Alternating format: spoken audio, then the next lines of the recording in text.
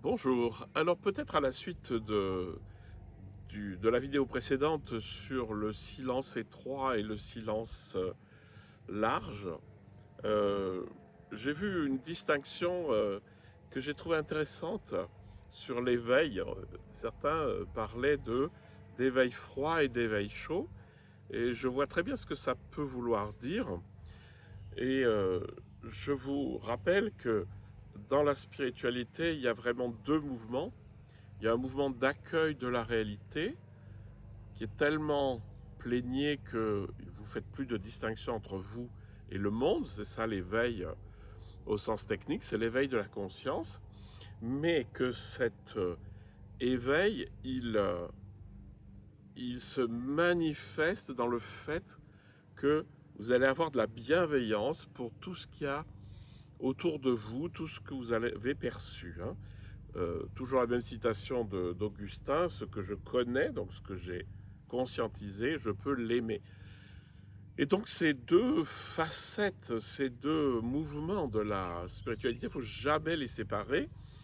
C'est-à-dire qu'il y a une ouverture de la conscience à laquelle on répond par cet amour qui veut le bien. Je vous rappelle que l'amour, c'est ni le désir, ni un amour qui échange, mais c'est un amour purement inconditionnel qui veut le bien de toutes les créatures, qui souhaite le bien, le bonheur de toutes les créatures.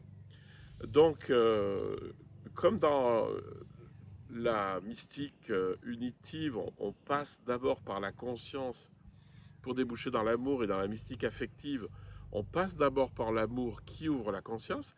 Il y a deux écueils dont je vous ai déjà parlé. Mais c'est peut-être là que se retrouve ce dont je vous ai parlé juste là, c'est-à-dire d'une idée d'éveil froid et d'éveil chaud. L'éveil froid, je vois très bien ce que c'est je suis dans la pure conscience, mais ça ne va pas plus loin. C'est-à-dire je reste dans ma tour d'ivoire à observer le monde et à être uni au monde. C'est certes un éveil, mais il n'est pas complet. Et l'éveil chaud, j'arrive assez bien à sentir que l'éveil chaud, c'est une fois que je suis là, je ne suis pas immobile, mais la bienveillance va jaillir et elle va vouloir transformer le monde à petite échelle, évidemment, on fait que ce qu'on peut.